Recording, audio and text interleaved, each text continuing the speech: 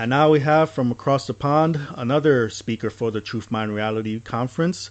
This is my good friend Mark Devlin out of the UK. Mark, how you doing? I'm good, man. Quite a way across the pond as well. Yeah, it is. So, you're going to be attending my conference. I'm glad to say that now. It's like my conference. And you're pretty much how this started with having you come out here to give a talk, and it just kept growing into an all-day conference. So for people who aren't familiar with your work, what are you going to be presenting? All right. Well, by the time the conference rolls around, my new book will be on the streets, which is Volume 2 of Musical Truth. So I put Volume 1 out in early 2016. My background, if people don't know, is as a club and radio DJ for many, many years and a music writer. And I came to a few realizations some years ago of what the industries that I'd been a part of were really being used for at their very upper corporate levels, and how that fits into the wider framework of what's really going on in this world and who's really running things. So all my discoveries and my realizations went into that first book, but I came to realize that the story hadn't been fully told, and there were still many more loose ends to tie up, and there were still many different aspects of things that I'd already discussed that warranted some further expression. So the idea came to put all that into a follow-up book, Volume 2, and that's what it is. It's just completing the story, I would say, although there is always more to tell. But in terms of the aspects of the industry that I wanted to put across, it's just filling in those blanks and taking a few of the earlier ideas to their natural conclusions. So in the book, I've got a couple of very large chapters that I kick off with, looking at the UK's acid house scene. And that's an anniversary because we're on the 30th year since that whole movement got started now, late 1987, leading to what was known as the Second Summer of Love in 1988. And if people's ears are pricking up at that phrase, yes, there are so many parallels between this movement that took place in the UK in the late 80s, which I'm old enough to remember and to have been a part of, and what went on earlier with the counterculture scene of the 1960s. Over in America, where LSD was everywhere. So the UK version of it had MDMA or ecstasy as the drug of choice, and electronic dance music replacing psychedelic rock as the music of choice. And I'm looking at the amazing parallels that there are between those two scenes, which all hint at the collusion of various military intelligence organizations and culture shaping organizations that would have had an involvement in kicking that whole thing off. So the second chapter on it looks at where EDM or electronic dance music is today, which is an absolutely massive cultural phenomenon among young people in the US and all around the world. And I've come to realize that movements and fads and scenes like that do not take place organically under their own steam. They're always put into place by the agencies and the organizations that make these sorts of things happen. So I'm giving some thorough examination of those scenes in those opening chapters. Then I've got a chapter on punk and new wave, which were the music scenes in the 1970s that pretty much replaced what had gone before, going back to the days of the late 1960s and all the stuff that was exposed in that great work by Dave McGowan, Weird Scenes Inside the Canyon, where he indicated how so many of those prominent musicians had family connections going back into the world of the military and into expressions of the establishment. And it turns out that when you look at the punk and new wave scenes, it's exactly the same. When you take many of the key players and you trace their backgrounds and where they came from and their affiliations. So there's some big examination of that.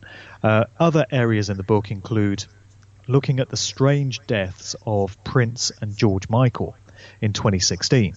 There's elements of predictive programming there. There's elements of occult symbology. There's little clues in their lyrics. There's so much to suggest that there was more to the demise of those two artists than meets the eye. And I'm also looking at 1980s pop videos and all the symbolism that was contained in those. You know, I think a lot of people have become well versed at contemporary current day pop videos from Miley Cyrus and Katy Perry and Jay-Z, Rihanna, Beyonce, Kanye West, people like that. And we've all learned to spot all these symbols and motifs and sigils and hints at mind control programming that are going into these videos. But I decided it would be very interesting to go back to the 1980s, which is an era that I remember very fondly, and see if these same little calling cards were there. And guess what? They're all over them. Hmm. Exactly the same signs and symbols in all these prominent pop acts, mainly coming out of the UK, but some coming out of America.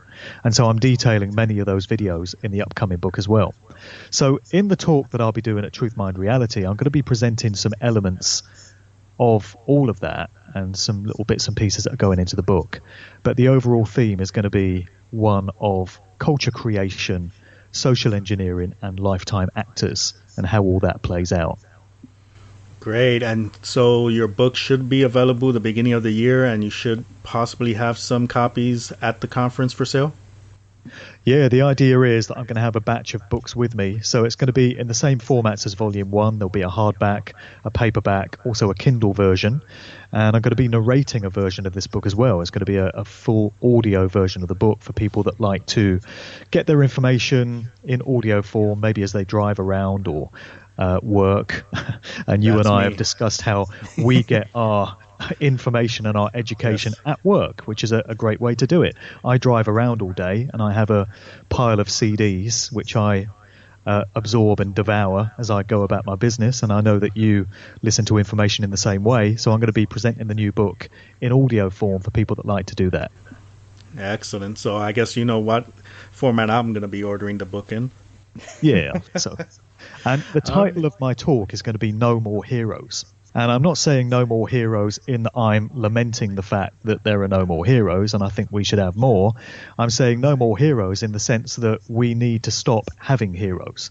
We need to stop elevating people to positions of perceived power. And we need to stop revering all these gurus and these cultural icons that are given to us, because that's the key. They're given to us.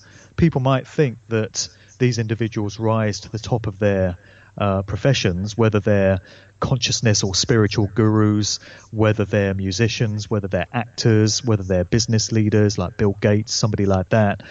You know, there's a reason why all these people are the ones that we've heard of. There's a reason why they're household names. It's not left to accident or random chance which ones get there.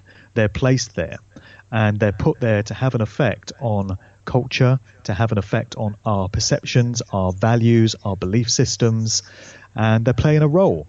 And you can see it so often when you just do the research and you look into who these people really are. Look at their family backgrounds. Look at who their ancestors were. Look at the bloodlines that they come from. Look at the affiliations that they have. Which groups are they associated with? What are their extracurricular activities? And time again, you discover that these people are not who you thought they were.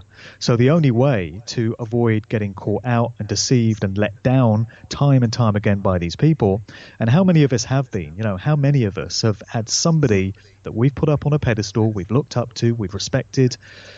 God knows I have. You know, I used to have DJ heroes. And then when I got into this whole realm of research, I used to have truth heroes. So there were certain researchers that I would put up on a pedestal and I would hang on their every word. And unfortunately, I've had a few experiences which have caused me to have to reassess some of these people as well. So like I say, the only answer is don't have heroes. Be your own hero. Recognize that we all have so much power within ourselves in terms of our free will and our intent and how we apply that. And collectively, we can all bring about a much better reality and a much better existence that we all want to be a part of if we would only recognize that and stop externalizing our power to all these manufactured fake-ass heroes. So that's going to be the crux of my talk. Excellent, excellent. And that fits in perfectly with the theme of the conference, Truth, Mind, Reality. Everyone's bought in this fake truth, you know, and then that develops in their minds as how to think. And then the reality we have is all this, bullshit and control out there and people not thinking for themselves. Like you said, no more heroes. Take control That's of right. our own lives. All That's right. right. Thanks a lot for your time and all the effort you're putting into this. I've heard you mention the conference in some of your interviews and on your site. So hopefully together we can make this a big success in the Southwest. Oh, for sure, man. Looking forward to being a part of things there. Looking forward to my first experience of Phoenix. I would melt in your summers, so I'm happy that it's going to be a time of year where the climate is going to be one that I can manage. But yeah, I'm excited to see a new city. I love to travel. I love to see new places. I've never been to your hometown, and I'm looking forward to being a part of this conference. All right, excellent, Mark. Thanks again, and I look forward to seeing you soon. All good, man.